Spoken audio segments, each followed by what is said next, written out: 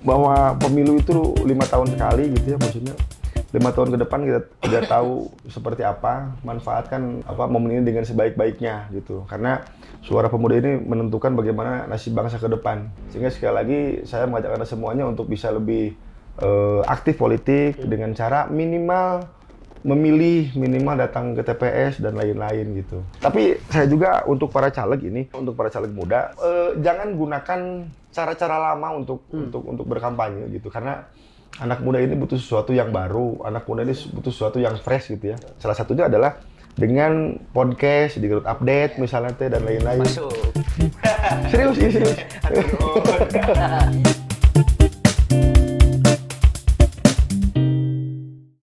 Baik, bismillahirrahmanirrahim. Assalamualaikum warahmatullahi wabarakatuh. Halo Sobat Garut Update. Kembali lagi bersama kami Garut Update. Di konten podcast Garut Memilih ini, kebetulan saya Elvan Syah Muharam sebagai host dan ditemani oleh Kang Hakim. Gimana Kang Hakim? Sehat? Alhamdulillah bro, sehat bro. Pada kesempatan kali ini kita akan berbincang-bincang hangat bersama Garut satunya pemuda. Satunya pemuda ini di Kabupaten Garut. Akbar. Ada Ketua KNPI Kabupaten Garut, Kang Oke Muhammad Hafiz. Sehat? Alhamdulillah saya pun. Ada apa gitu? Kita akan berbincang-bincang hangat di sini, Ketua. Di mana ada beberapa hal yang memang perlu kita diskusikan. Untuk apa tujuannya? Untuk mengedukasi bahwa anak muda ini layak. Kemudian bahwa anak muda ini memiliki bekal untuk nantinya di 2024. Betul. Untuk pemilu. Betul, silakan. Ya, seperti yang kita bahas dari awal gitu. Jadi izin Garut Update ini menyongsong pemilu 2024 punya satu program yang namanya Garut Pemilih. Karena memang dilihat dari data KPU, pemilih pemula itu di Garut sendiri lebih dari 55%. Dan Garut Update juga hampir 98% dari 310.000 pengikutnya adalah milenial gitu. Nah, kalau bahasana Elvan mah jangan sampai si anak muda ieu teh hanya jadi komoditas politik gitu. Tidak afdol rasanya ketika kita ngomongin kepemudaan tanpa gegedean pemudana diajak pengintan. Satu acan kali itu kadia izin hoyong gula heula napak tilas lah perjalanan dari mulai kanak-kanak, sekolah, kemudian lulus, dan akhirnya jantan ketua KNPI sekarang seperti apa? Nah, memang itu sebuah perjalanan panjang. Saat ini saya berumur 38 tahun, Yuswa teh. Tapi memang kelihatannya seperti 16 ya. 16 kali pemilu, jadi 16 kali 5 tahun. Dulu saya lahir dari keluarga yang cukup pas-pasan pada waktu itu. Jadi pas mau beli rumah ada, pas mau beli helikopter juga ada. Enggak, maksud saya keluarga cukup lah. Dulu saya SD di Lewi Daun, yang sekarang SD Paminggir ya. SMP favorit waktu itu SLTPN 1 Garut, SMA 1 Tarogong. Lanjut kuliah di Unpad pada waktu itu. Jurusan apa? Jurusan Vkom, Fakultas Ilmu Ekonomi. Tapi yang jadi masalah karena waktu itu mau skripsi, ini ceritanya mau skripsi, kebetulan keburu nikah pas skripsi. Yang namanya orang nikah itu Pak Baliut sarang kabut biasanya gitu. Sarang kabutuhan. Nah, sehingga memang akhirnya lama nggak beres kuliah, nggak beres skripsi, dan dilanjutkan di salah satu universitas di Kota Bandung juga. Jadi yang harusnya SIKOM pada waktu itu jadi SE, sarjana Edan Eling, ekonomi ya betul. Tapi alhamdulillah itu memang perjalanan hidup saya, dan memang di KNPI itu saya sudah 2 periode, Allah takdirkan 2019 sampai dengan 2022 sampai dengan 2025 nanti. Jadi cukup lumayan lama di KNPI dua periode ini gitu. Dan memang salah satu prasyarat untuk menjadi ketua KNPI kan harus dari OKP ya. Bahwa saya pun aktif sebelum di KNPI itu di salah satu OKP yaitu Sapma Pemuda Pancasila, yang memang sedikit banyak berorganisasi ini membantu saya untuk bisa menjadi lebih baik. Karena waktu kecil saya itu agak sulit ketika bertemu dengan orang, ketika berbicara di depan orang dan lain-lain. Kalau anak muda sekarang mungkin bilangnya introvert atau apa gitu ya. Tanya introvert gitu ya. Jadi memang hese gitu. Jangankan untuk bisa sambutan, jangankan untuk bisa mengkaji bersama-sama sesuatu, untuk bicara di depan orang saja itu sangat sulit. Tetapi memang saya coba atasi itu dengan berorganisasi salah satunya. Saya bisa ketemu banyak orang, saya bisa bisa mendapatkan teman baru dan lain-lain, sehingga saya bisa lebih berani seperti ini gitu. Jadi itulah sekelumit perjalanan hidup saya, meskipun dicatat sedikit, tapi mudah-mudahan tiasa jantan pengalaman kalau para rai-rai ya. Berarti Ketua waktu mahasiswa juga berorganisasi selain sebelum di Sapma berarti? Dulu saya memaksakan untuk berorganisasi sebetulnya. Bahkan dulu pernah jadi calon ketua Hima Vkom pada waktu itu, meskipun kalah. Jadi nanti saya akan update di IG saya salah satu flyer saya mengikuti menjadi calon Presma Hima waktu itu. Jadi ayah foto abi nganggo kopea menjadi salah di fotonya digigir. Kan lamun di foto digigir jika buronan bukan jadi gitu. Terus yang kedua tagline-nya teh pilih oke pasti oke gitu. Tapi eleh sih, tapi tidak naon. Itu pengalaman pengalaman ya. Tapi sekarang kan dua periode nih. Iya, betul di KNPI. Meskipun memang di KNPI saat ini bukan memimpin sih, tapi bersama-sama dengan OKP, ada 68 OKP di KNPI. Ada juga pengurus di KNPI di 42 kecamatan yang bersama-sama untuk membangun kepemudaan di Kabupaten Garut gitu. Nah gini Ketua, berbicara anak muda itu, apalagi KNPI yang dimana menaungi kurang lebih 68 OKP ya di Kabupaten Garut, organisasi kepemudaan itu sangat erat kaitannya bicara organisasi. Nah fenomena sekarang yang sukar ditemui oleh saya ataupun semuanya, teman-teman Garut Update juga melihatnya mungkinnya fenomena sekarang di mana anak muda itu ada yang memang interest dan juga ada perhatian lebih terhadap organisasi, kemudian aktif, dan ada juga dan banyak juga gitu yang memang apatis, dalam tanda kutip apatis. Gimana tanggapannya gitu? Termasuk Abi kan, Abi dan Elpan berbeda jauh, maksudnya Elpan berorganisasi, Abi ente gitu. Dari kuliahnya Abi mah kupu-kupu kuliah pulang gitu. Kupu-kupu malam sana. Begini, sebelum saya menjawab itu, memang saya pun harus bisa menjelaskan bisi aya nu aneheun anu ninggal Garut anu ninggal podcast ieu bahwa nah cenah ketua muda buat janggotan. Tentunya kelihatan tua dan lain-lain, bahwa ada Undang-Undang Nomor 40 Tahun 2009 yang menyatakan bahwa pemuda itu adalah yang berusia 16 sampai 30 tahun. Itu pemuda. Tetapi ada RTKNPI yang juga disahkan oleh undang-undang menyatakan bahwa keanggotaan KNPI itu adalah berusia 16 sampai 40 tahun. Jadi Abi 2025 itu sudah tidak bisa lagi ber-KNPI gitu. Pas jadi pas 2025. Nah sehingga memang harus dipahami oleh semuanya bahwa itulah acuan yang namanya anak muda secara undang-undang gitu. Menjawab pertanyaan tadi bahwa banyak anak muda yang memilih untuk berorganisasi atau tidak, itu tergantung pilihannya masing-masing. Tapi memang saya memilih untuk berorganisasi. Udah banyak manfaat dalam organisasi ini, sangat banyak sekali. Jadi kalau ada hadis yang mengatakan bahwa orang yang paling baik adalah yang bermanfaat bagi orang lain. Nah, bagaimana kita bisa bermanfaat bagi orang lain kalau hanya kita sendirian, tidak bersama-sama dengan orang lain? Kita, kalau saya ibaratkan, manusia ini ibaratnya tetes air gitu ya. Satu tetes air itu bisa bermanfaat bagi orang lain.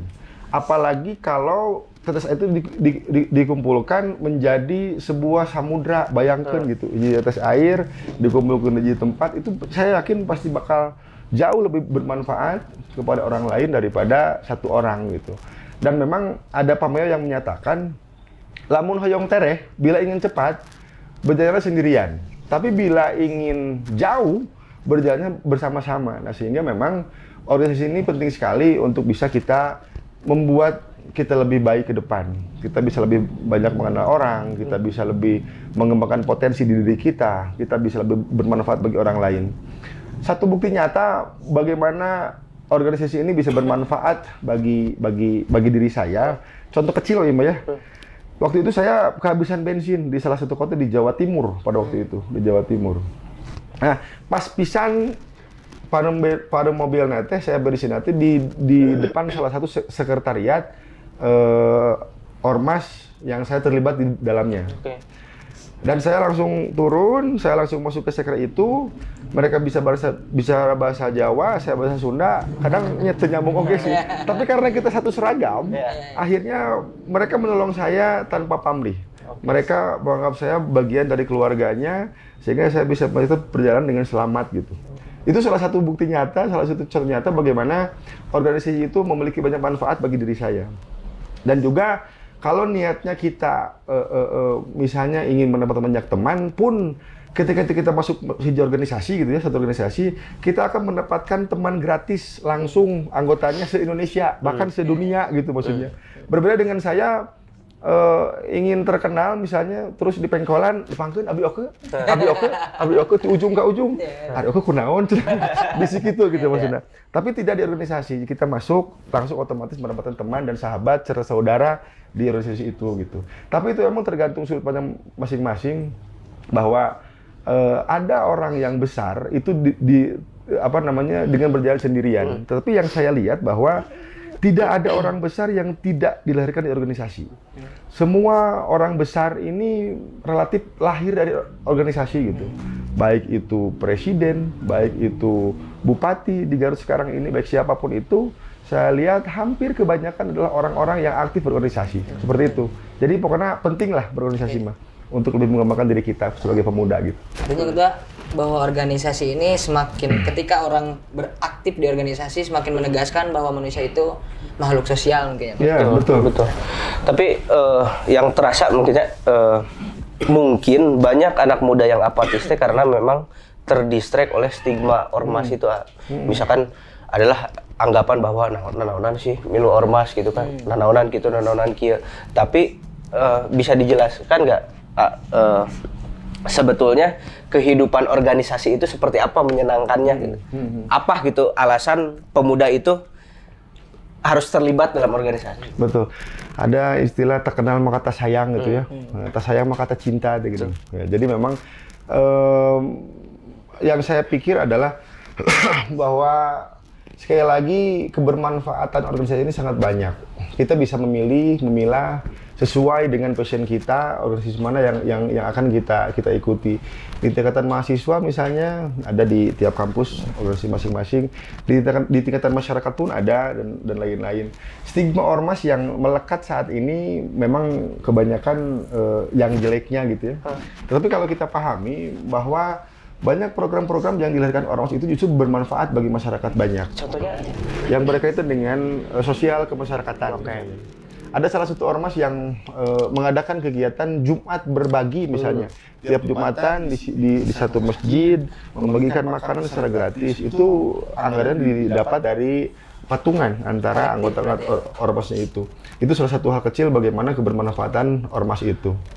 Dan juga banyak hal-hal yang dilakukan oleh ormas-ormas yang berkaitan dengan lingkungan misalnya. Dengan lingkungan. Ada salah satu yang saat ini aktif membersihkan selokan. Ada selokan dan sungai yang anu kotor gitu. Dan sebagainya banyak gitu. Bayangkan namun misalnya orang ngeberesan susukan punya lira. Capek bau gitu maksudnya. Tapi namun maksudnya kan kaji semangat, anu kadua orang bisa lebih bisa lebih gampang mengajak orang lain karena itu seorang 10 orang karunya beda jeung nyalira dianggap bakal tukang kineu nyalira mah itu keur kineu sudah nya gitu tah. Tapi lamun seorang bahkan memang itu ngaberesan susukan gitu maksudnya. Nah, sehingga itu hal kecil yang bisa saya contohkan bagaimana salah satu kebermanfaatan organisasi itu. Jadi sekali lagi saya mengajak anak muda untuk bisa aktif berorganisasi, karena tanpa kita sadari dari bangun tidur sampai tidur lagi pun kita itu berorganisasi di rumah gitu ya. Ayah, ibu, adik atau kakak itu adalah organisasi terkecil yang ada di kehidupan kita. Dan memang saya pikir anak muda saat ini baru tahu ada istilah mager gitu ya. Nah, organisasi ini adalah salah satu untuk menghilangkan kemageran itu, gitu maksudnya teh. Karena yang namanya handphone itu adiktifnya luar biasa, gitu brother.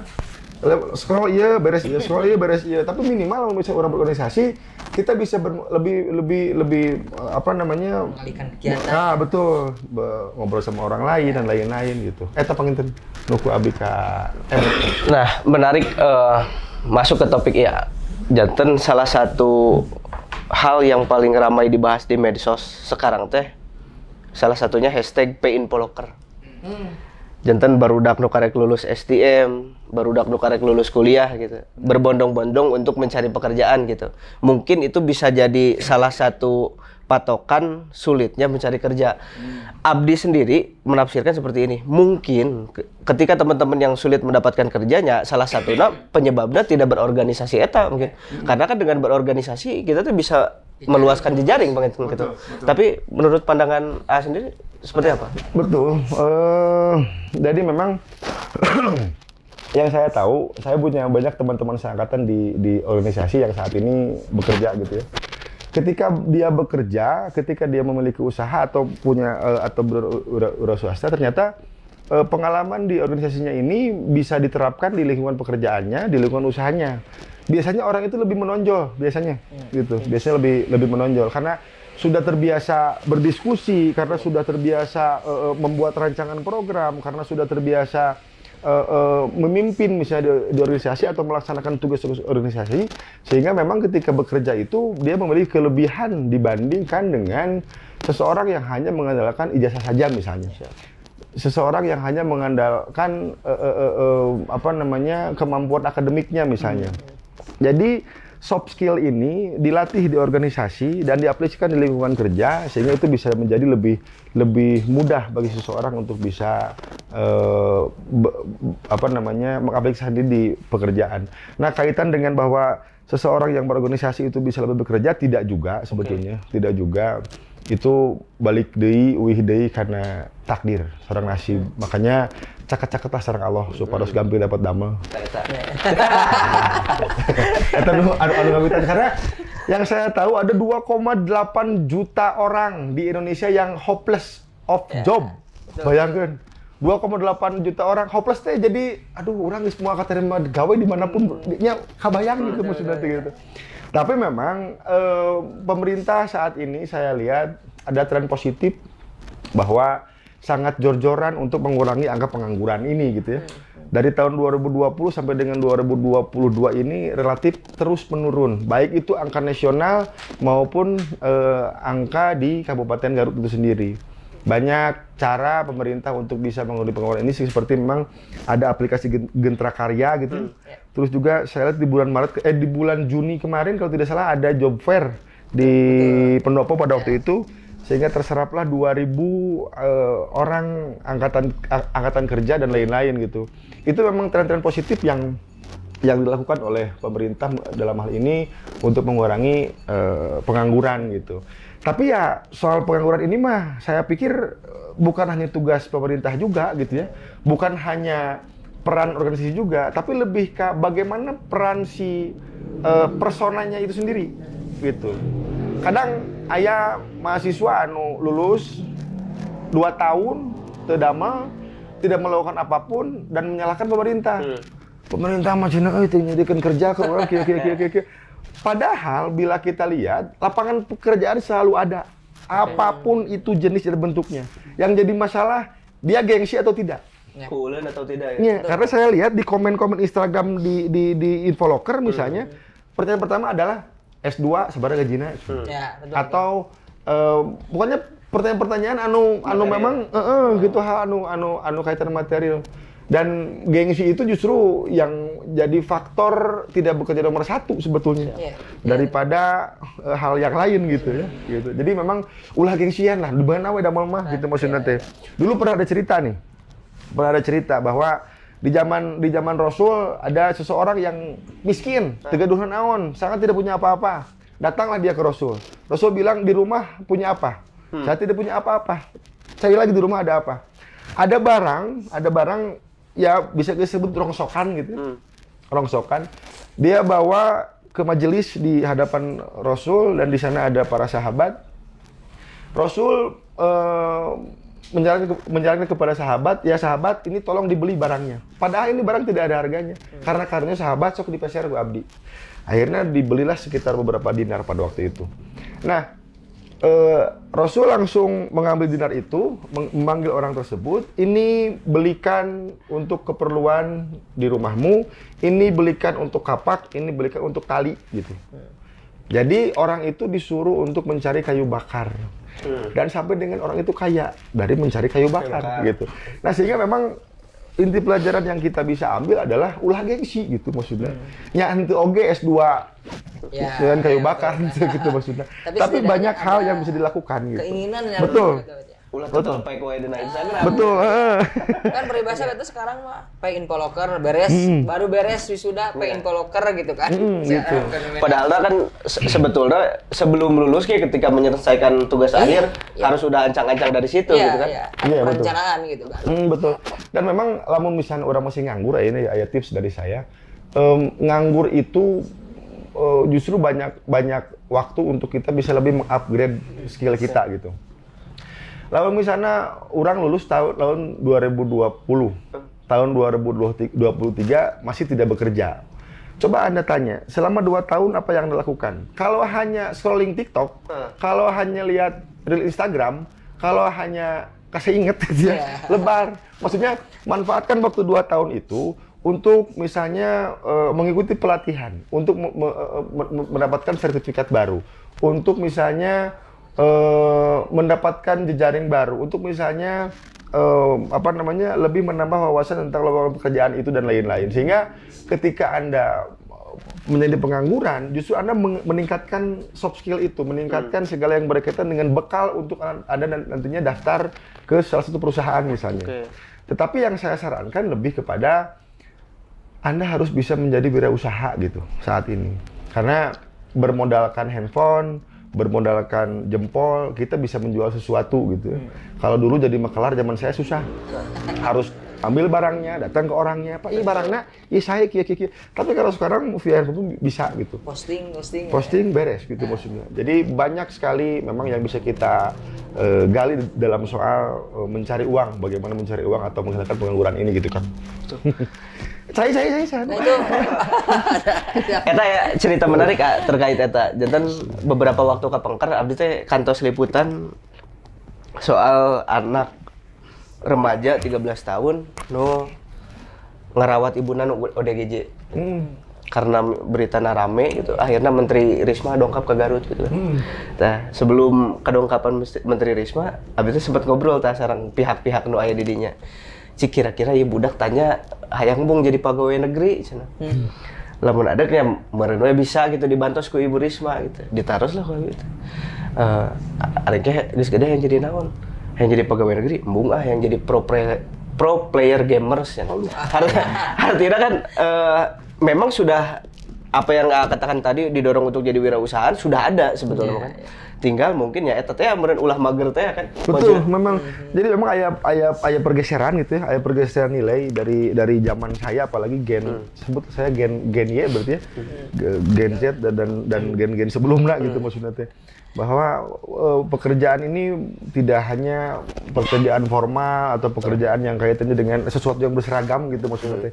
Jadi banyak pekerjaan-pekerjaan yang justru tidak berseragam tapi lebih menghasilkan uang yang lebih banyak gitu maksudnya teh.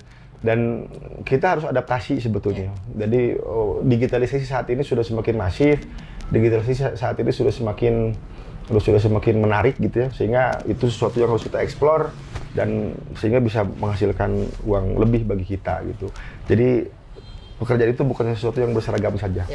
Tetapi ada yang menarik nih. Saya ketika ininya ayah postingan Bunda Korla masih emang? Nu mana? Ini Bunda Korla. Saya harus lihatkan ini gitu. Kerja di Jerman bisa. Sampai kau bongkok. Nggak ada pakai umur di sini. Di sini nggak ke Indonesia. Indonesia ketinggalan zaman. Masih aja mikirin umur. Makanya banyak pengangguran. Maka Indonesia itu nggak kaya-kaya penduduknya, miskin semua. Kenapa? Pemerintahnya memiskinkan rakyatnya sendiri. Ya, bukan rakyatnya yang miskin. Pemerintahnya memiskinkan rakyat karena tidak memberikan pekerjaan. Alasannya apa? Masih memilih umur lah ini tetek punya segala macam, banyak kali koreksi. Iya soal bunda korang ya, Tapi memang sempat ada nanya oke Mang di kolom komentar Garut memilih. Pak, kan di situ dinyatakan bahwa sok pertarusan naon anu bade diajangkeun ka para caleg kan. Aya satu orang nu nanya tah, engke bisa ditampilin. Pertarusan teh berani nggak Bapak untuk merubah diskriminasi umur dalam bekerja gitu? Jadi kumaha tanggapan terkait eta? Tapi setelah Candi Waler tadi tuh nyuguhan cireng di sana kan. Nah, iya produk UMKM Garut pemuda dihangat. Wah, ini kumaha? Siap ditampi. Tisu. Kumaha? Jadi memang saya scrolling gitu ya di TikTok, ada lihat ternyata Bunda Korra ini dan lain-lain. Pas scrolling lagi ada lihat di yang orang Indonesia yang kerja di Jepang pada waktu itu lagi jam istirahat kerja, lalu dia arahkan kameranya ke seseorang nenek-nenek sih, sepuh pisan gitu, anu memang di urang mah sudah pastinya dirumahkeun gitu, caleg di bumi dan lain-lain. Tapi di Jepang itu masih kena bisa bekerja gitu. Itu pun harus jadi pertimbangan buat seperti saat ini bahwa ternyata memang janganlah dibatasi usia gitu untuk pekerjaan ini, karena tidak semua pekerjaan itu memerlukan usia yang pas, karena pengalaman justru membuat pekerjaan lebih cepat selesai biasanya. Pengalaman justru bisa membuat perusahaan itu lebih maju dibanding dengan fresh graduate misalnya gitunya maksudnya teh. Jadi sekali lagi ya itu cuma saran saja sih, karena memang regulasi itu kan sudah terbentuk, regulasi itu sudah dijalankan, memang agak sulit untuk merubah itu. Tapi kalaupun misalnya ada reformasi dalam hal kaitan aturan yang berkaitan dengan umur, kenapa tidak dilakukan gitu. Karena memang banyak sektor-sektor pekerjaan yang memerlukan orang yang lebih berpengalaman daripada orang-orang yang baru gitu. Gitu sih. Yang selalu dititik beratkan kan pengalamannya dari umur itu. Betul. Nah memang kalau misalkan lihat kondisi sekarang, tapi rawas kita Kamu kata pipisan gua abdi. Mangga aya nu rasa curiga, rasa cemburu, oke aya isi macam-macam isi nama itu. Nah saya abdi sendiri baca riset ketua terkait bagaimana kebutuhan anak muda di kondisi sekarang, di instruksi sekarang ini, di mana bahwa anak muda ini sekarang yang dibutuhkan itu bukan hanya kemampuan secara hardnya gitu kan, tapi jiwa kewirausahaannya. Untuk menjawab betapa kompleksnya permasalahan yang sekarang, memang grow mindset ini sangat dibutuhkan. Nah, alhasil untuk di Kabupaten Garut sendiri ada beberapa anak muda atau remaja ataupun pemuda yang memang dalam tanda petik memiliki mindset yang fixed mindset gitu, yang di sana saja. Ketika sekarang berbicara lapangan pekerjaan yang memang begini adanya, nah mungkin menjadi salah satu faktor untuk munculnya kenakalan remaja. Nah, tanggapan Ketua Oke sebagai Ketua KNP terkait dengan anak muda dan kenakalan remaja ini seperti apa? Iya. Memang kenakalan remaja dari tahun ke tahun itu selalu ada gitu. Meskipun berbeda cerita, tapi ya selalu ada lah maksudnya tuh di tiap tahun. Kebanyakan memang kalau kita dilihat dari satu sisi bahwa wajar anak muda dan lain-lain dengan berbagai macam alasan dan dengan berbagai macam argumen. Tetapi kalau itu jadi sebuah kebiasaan dan jadi sebuah pembenaran bahwa kalau kita muda kita berhak melakukan apa saja gitu, itu juga tidak boleh gitu maksudnya. Jadi kenakalan remaja apabila masih dalam batas tertentu itu memang bisa dibilang wajar. Tapi kalau di luar batas ya jangan jadi kebiasaan gitu maksudnya. Bahwa jadi anak muda itu jangan don't go with the flow gitu tah maksudnya teh. Biasanya orang yang go with the flow don't know where to go gitu maksudnya teh. Teu terang kedah ka mana, teu terang kedah kumaha. Jadi buat anak muda saya sarankan lingkungan itu sangat mempengaruhi bagaimana cara pola pikir Anda, pola tindak Anda. Sehingga itu yang pertama, lingkungan yang harus bisa Anda saring dan harus bisa Anda pilih gitu, lingkungan mana yang Anda pilih. Yang selanjutnya adalah bahwa kenakalan remaja ini di Garut sendiri relatif tinggi gitu ya, maksudnya itu relatif tinggi. Jadi itu pun harus bisa menjadi perhatian kita sebagai generasi muda untuk bisa berfokus ke arah sana dan bisa membuat ini lebih terarah gitu. Jadi saya pikir yang menjadi fondasi itu tentunya agama gitu ya. Yang keduanya lingkungan, dan juga jangan jadi pemuda yang go with the flow gitu, sehingga don't know where to go. Ketika misalkan dikatakan bahwa kenakalan remaja khususnya di Garut pengertiannya beberapa tahun belakangan saurna meningkat gitu. Karena memang pada faktanya misalkan ada yang viral pelajar ia membuli anak-anak yang lain gitu. Padahal ketika dilihat kasusnya bullyingnya seperti apa, nyarekan kolot misalkan, nyarekan pacarek-carekaran kolot, kan eta mah geus aya ti baheula gitu. Nah, maksudnya ya apakah memang angkanya yang meningkat atau karena adanya medsos jadi seolah-olah banyak gitu, padahal emang ti baheula geus sakitu gitu. Kumaha? Kalau saya pilih mah lebih yang kedua, karena memang orang bisa jadi lebih tahu gitu ya. Sigana mah dulu zaman saya pun yang saya tahu banyak sebetulnya mah. Tapi tidak terekspos karena memang dulu mah belum zaman siga zaman ayeuna. Tapi karena zaman ayeuna mah kan detik-detik viral gitu ya. Sedikit-sedikit orang bisa melihat, sedikit-sedikit orang bisa menjudge dan lain-lain, sehingga kelihatannya lebih banyak gitu. Jadi memang kalau dilihat dari angka itu ada lembaga tersendiri yang bisa menentukan apakah itu meningkat atau menurun. Tapi saya pikir seperti tadi saya bilang bahwa tiap tahun itu selalu ada. Bedanya mungkin tadi lebih terekspos, lebih orang bisa mengetahui gitu. Itu lebih kayak gitu sih kalau saya. Oke. Ya, memang selain bullying yang cepat viral atau yang lagi viral gitu, itu terkait dengan judi online gitu. Yang memang beberapa waktu ke belakang saya lihat perputaran uangnya di media itu sampai 200 triliun. Kan ngeri gitu kan. Kalau misalkan satu orang dalam satu hari mengeluarkan 100.000 untuk itu, ini biasanya yang tukang bakso gitu kan. Kan kalau misalkan gitu mah roda perekonomian berjalan. Nah, ini dimasukkan ke si situs itu gitu. Gimana gitu tanggapannya? Judi menjanjikan kemenangan, bohong gitu ya. Bohong. Asli, satu hal di dunia yang paling saya tidak suka adalah judi. Gitu. Karena tidak ada orang kaya yang lahir di judi gitu. Karena rugi lah, lebar gitu maksudnya itu buat apa judi gitu. Jadi kalau misalnya punya uang 100.000, mending sedekahkeun daripada kamu swap asli lebar gitu maksudnya. Ini coba tanya hati Anda gitu maksudnya bahwa ketika Anda menang, apakah memang uangnya bisa digunakan untuk hal-hal yang bermanfaat? Biasanya orang anu menang judi mah sok tara karaos, menang judi hari Selasa, hari Rebo, kamananya duit tuh kamari hari Selasa. Biasanya gitu. Karena sok teh itu puguh gitu. Baru minggu kemarin saya punya teman akrab di organisasi gitu ya, kehilangan uang 657 juta sekaligus. Artos daun cawu gitu. Artos gitu. Dan saat ini kondisinya pikarunyaeun gitu. Pikarunyaeun. Padahal seminggu yang lalu sempat menang 120 juta cenah. Tapi minggu depannya sakitu. Allahu Akbar. Jadi sekali lagi tidak ada orang kaya anu judi. Tidak ada gitu maksudnya. Hindari judi bukan melebar, daripada judi mending peserkeun naon lah gitu. Cireng gitu aja. Cireng gitu wareg gitu. Bener gitu jadi daging di puguh. Gitu brother. Tapi memang itu salah satu fenomena saat ini.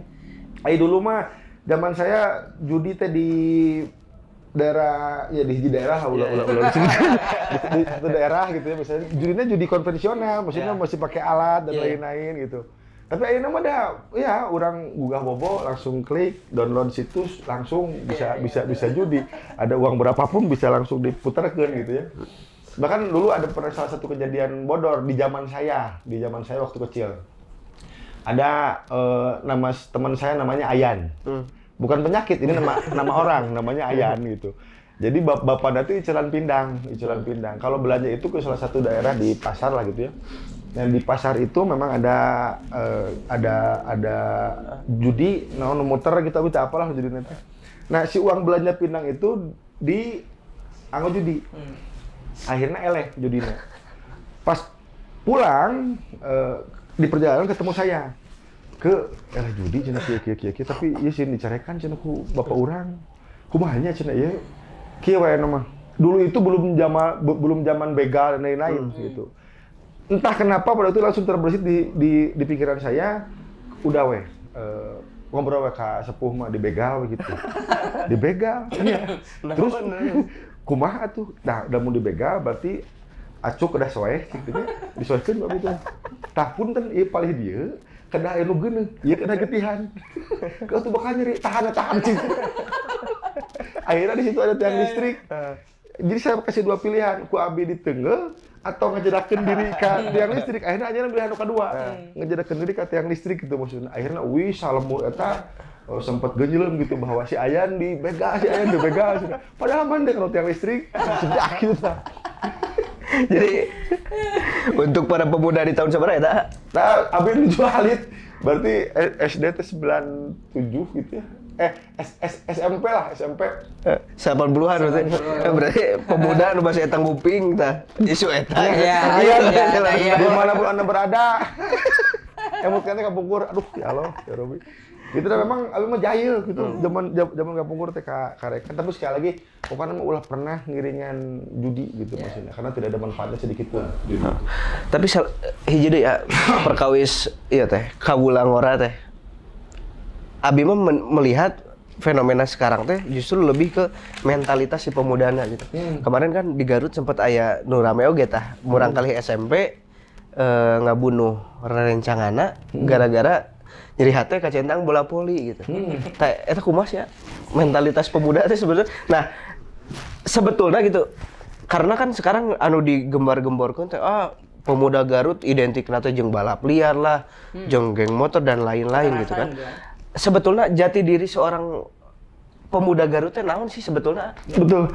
Tapi ku abi ditinggal diperatoskeun gitu ya. Ini bukan terjadi di Garut secara luas tidak, tapi ini terjadi di keluarga saya lah di Jakarta. Jadi kalau saya ngobrol sama keluarga kalau apa namanya habis lebaran dan lain-lain, selalu ada pembahasan bahwa hanya cenah ayeuna mah barudak urang atau alo-alo urang itu epesan. Tidak seperti anak muda di angkatan saya gitu maksudnya teh. Saya tidak membandingkan bahwa anak muda baheula itu kuat-kuat dan lain-lain tidak. Terus anak muda sekarang itu epesan tidak. Tapi ini saya lihat di sekitar keluarga saya gitu maksudnya. Jadi maksudnya kayak dulu kalau misalnya ada kejadian perkelahian itu tidak terbersit sekalipun untuk laporan ke kepolisian misalnya gitu. Jadi ayo bereskan we. I and you we fight gitu maksudnya. Itu zaman tapi ayeuna kata saeutik laporan gitu ke 51 ke polisi gitu maksudnya teh. Nah, entah apa yang menjadi alasan sehingga terjadi pergeseran nilai itu gitu. Tapi saya pikir media sosial ini pun ikut mempengaruhi gitu karena media sosial kan menetapkan standar-standar yang ada yang bisa dipahami atau tidak gitu. Terus juga keterbukaan informasi yang saat ini sangat gampang bahwa orang bisa jadi tahu pasal sekian itu di satu sisi bagus gitu. Tapi di sisi lain justru jadi alat buat sebagian orang untuk pesan tadi. Gitu. Jadi saya menjalankan kepada anak muda saat ini ulah pesan gitu lebih struggle gitu, lebih bisa kuat menghadapi kenyataan karena memang pahit kenyataan mah asli siga paria. Ya karena kan memang miris oge gitu ketika misalkan ninggal di berita viral misalkan guru nyiwit murid gitu sampai guruna dikaluarkeun gitu. Lamun viral eta aya di zaman urang-urang mulai nu ngajar di sekolah nu digebuk ku panggaris mah nu dijimat ngapung mah kan gitu. Saya mah dulu pernah berdiri satu kaki di tengah lapang nyelira asli. Tepira sih gara-gara nyimpen berit dina dagang panto kepala sekolah. Akhirnya gitu, tapi tenang justru hal itu menjadikan saya lebih baik gitu, dan saya pikir itu bukan suatu kekerasan, tapi aya di zaman ayeuna. Allah mun teu viral mah. Jadi hiperbola gitu kan. Aslinya tindakannya. Arepesan tadi gitu maksudnya. Jadi ulah pesan lah gitu maksudnya. Aya guru anu kamaring nyukur gitu ya dan lain-lain. Zaman saya mah itu hal biasa dah. Itu anu rambutnya panjang dicukur jadi botak tengah unggul gitu ya. Hal biasa gitu. Nah, tapi enak mah kan laporan ke sepuhna, laporan ke kepolisian, diviralkan dan lain-lain. Bari kumaha guru bisa tenang aja gitu maksudnya teh. Dasarnya memang iya ini HAM, dasarnya kemanusiaan dan lain-lain, tapi tong ngepesan da. Kabarna mah. Jadi sing kuat tuh kan, brotherku. Nah, nyambung ke topik nu aya nuju rame ya, 2024 sakedap deui. Fenomenana di medsos ketika teman-teman GU bikin acara ini membuka pertanyaan untuk para pengikut gitu. Teman-teman sobat GU banyak kan menyatakan urang mah golput tuh. Duka meureun karena pusing teu boga gawean ayeuna kudu mikiran pemilu gitu, duka kumaha gitu. Atau distress gitu. Nya. Tahu sih selesai. Aya naon sebetulnya di tadi keterbukaan informasi nu ngagolontor tanpa aya sekat gitu maksudnya, sehingga orang itu bisa melihat, menyaksikan, mendengar dan merasakan kelakuan para politikus dalam tanda kutip yang jeleknya. Betul. Tidak semua politikus itu jelek gitu, tapi anu dibaca biasanya anu lebih menarik itu yang lebih tertarik kepada sesuatu yang berkaitan dengan yang jelek. Misalnya ada aya politikus atau pejabat anu ditewa karena korupsi. Aya politikus anu salingkuh, pejabat dan lain-lain lah. Nah, framing itu yang menjadikan anak muda jadi apatis gitu maksudnya teh. Naon terlibat di politik, gening gitu para pejabat oge gitu dah dan lain-lain. Tetapi menjadi anak muda tentunya harus bisa melihat dua sisi, jangan hanya di sisi jeleknya saja.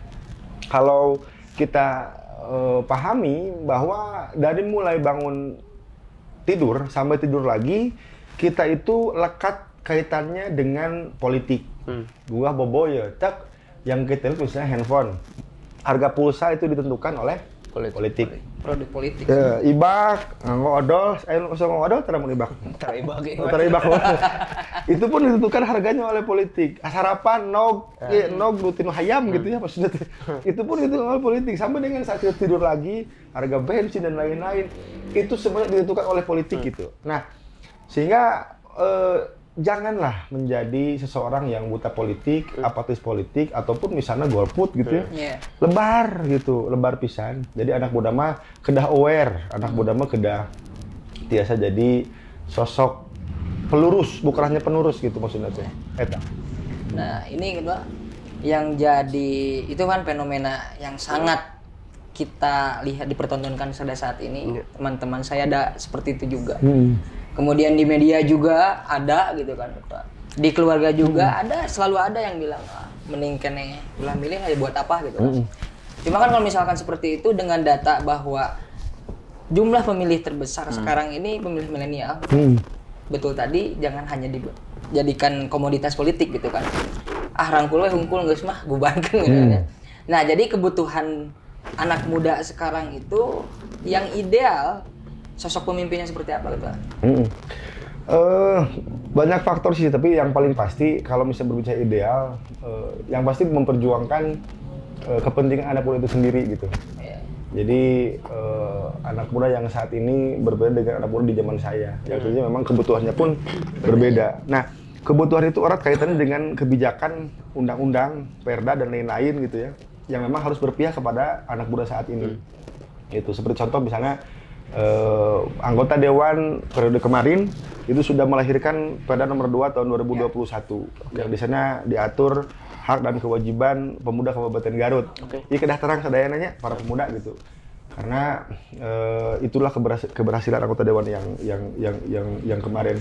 Baru tahun 2021 di Garut punya payung hukum mengenai kepemudaan itu. Nah, itu yang pertama, jadi kedah berpihak karena kebijakan anak muda gitu. Yang kedua, pemimpin itu harus memiliki etikabilitas gitu. Jadi etikabilitas maksudnya dia berakhlak atau tidak, dia berperilaku baik atau tidak, dan lain sebagainya yang kaitan dengan etika. Baru ketika etikabilitas itu sudah ada, menyambung kepada elektabilitas gitu maksudnya teh. Kan soal elektabilitas itu bisa diatur gitu. Tapi lamun etikabilitas mah itu agak susah untuk mengcreate-nya karena tergantung dari bawaan dia gitu.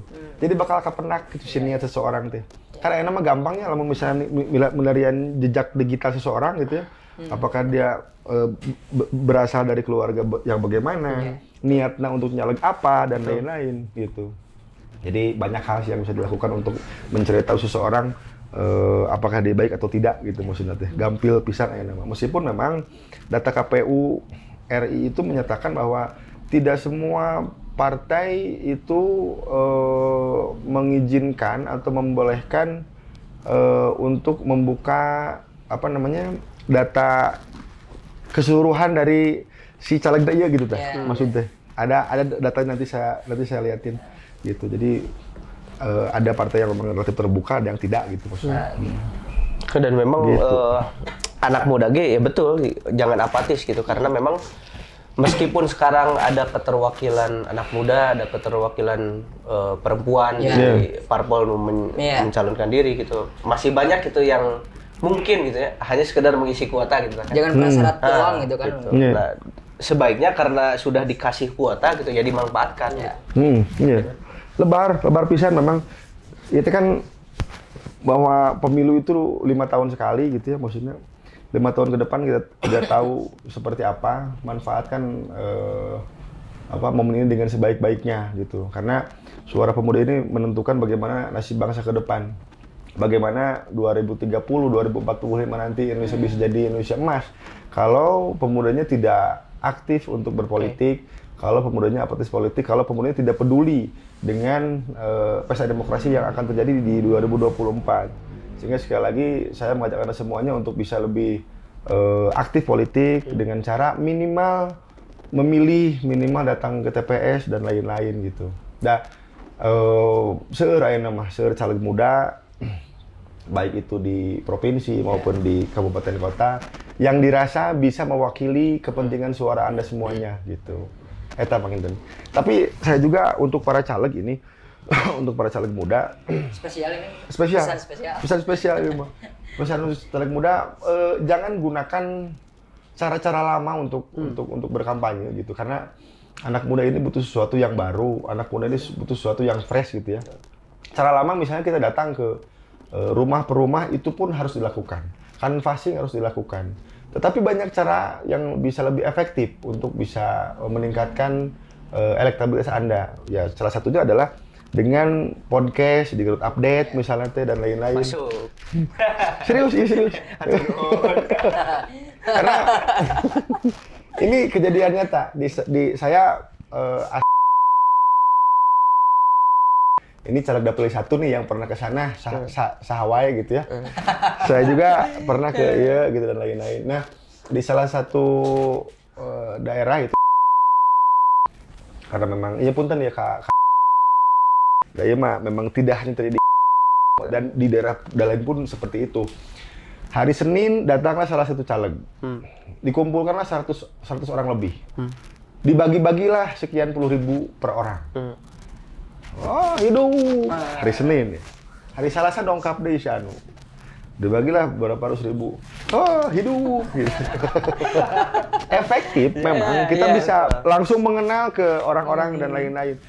Bisa di KPU moal di nanaon ya bawa itu ieu ngabage-bage artos ya eta. Tapi abit tanggal waler sih. Abit terang galbina saha. Wawancara abit langsung ya mah. Yang tadi disinggung gitu nya, jangan menggunakan cara-cara lama untuk berkampanye. Nah, betul. Ada yang masih efektif tapi memang tinggal lihat tuh tren ayeuna lamun ngaku ngora mah gitu kan. Coba ikuti alur sekarang. Lamun dongkap gitu efektif tapi akan cepat terlupakan gitu maksudnya teh. Tapi lamun posisinya podcast menggunakan platform media sosial itu orang kan bisa gampang melihat dalam kondisi apapun, baik rujuk di zaman, baik rujuk di manapun, tinggal perhatikan dan lain-lain, lalu diobrolkan deh. lebih karekam, lebih kenang gitu maksudnya teh. Dan saya tahu podcast atau platform media sosial ini tidak mahal, lebih mahal dibandingkan kita langsung ke masyarakat gitu maksudnya teh. Saat ini semua orang punya handphone, saat ini semua orang bisa mengakses informasi dengan gampang. Nah sehingga podcast ini adalah salah satu cara untuk kita bisa berkampanye gitu maksudnya. Ini tidak mengenal waktu, orang bisa melihat jam 2:30 subuh, orang bisa melihat pada isya gitu dan lain-lain. Kan namun mah orang banyak kampanye ke warga jam 2:30 subuh, bisa nggak bangsat? Kita berjalan pada bangsat bisa gitu maksudnya. Kan ada podcast buat biasa dengan langsung gitu maksudnya. Diulang lagi bisa. Betul, biasa di-save, biasa dibagikan dan lain-lain. Gitu. Dan memang nu ditampilkan lagi gagasannya seperti apa. Betul, iya. Gitu. Bayangkan enak dari sekian ratus, 700 sekian gitu ya jadi hoyong jadi caleg hanya akan dipilih 50 orang, brotherku 50 orang gitu. Betul. Nah, harus punya perbedaan dalam cara berkampanye saat ini. Jadi ya mending di dia di Garut Update. Asli. Terakhir pada cara nu anomnya maksudnya pada cara anu sepuhnya. Karena biasanya caleg nu anom mah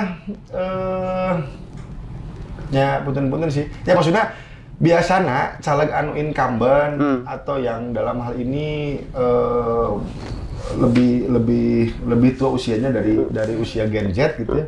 Biasanya secara finansial itu lebih siap. Betul. Biasanya lebih siap gitu maksudnya. Karena ya jadi caleg kan mahalnya. Kita juga tahu ada ongkosnya gitu. Betul. Jadi untuk para caleg yang bukan dari golongan Gen Y atau Gen Z, podcast oke di Garut Update gitu. Lebar daripadanya langsung menuju. Luar biasa oke. Yang terakhir pesan tips dari ketua KNPI untuk pemuda teh kedah kumaha sih? Pemuda kedah kumaha? Allahu Akbar. Beratnya itu pertanyaan. Simpel tapi berat sebenarnya teh. Yang pastinya yang pertama sekali lagi tahun 2024 adalah momen 5 tahun sekali kita memilih wakil rakyat, kita memilih pemimpin kita. Jangan lewatkan momen itu begitu saja, kita harus bisa ambil bagian sekecil apapun dalam hal itu. Yang pertama itu, yang keduanya adalah jadilah pemuda yang bermanfaat bagi orang lain. Kita memilih seseorang nanti di 2024 itu adalah bagian dari kebermanfaatan kita sebagai pemuda. Yang ketiganya adalah jadilah pemuda yang kreatif, yang inovatif dan tidak terpaku kepada suatu masalah saja gitu. Yang keempatnya adalah menjadi pemuda yang berorganisasi. Karena itu banyak hal yang bermanfaat yang kita bisa ambil dari organisasi ini. Gitu. Kata Bang Inten? Ini segmen akhir mungkin ya. Segmen akhir. Ketua itu. Oh itu. Jadi karaos gitu. Bincang-bincang dengan anak muda lagi mah gitu. Matur nuwun pisan. Sami-sami. Waktosna teman-teman Garut Update semuanya. Mungkin itu di segmen Garut Memilih kali ini, yaitu bersama Ketua KNPI Kabupaten Garut, Kang Ogo Muhammad Adis. Di lain waktu kita akan hadir kembali dengan narasumber yang tak kalah hebat dan tak kalah pentingnya. See you teman-teman. Assalamualaikum warahmatullahi wabarakatuh. Bye-bye brother.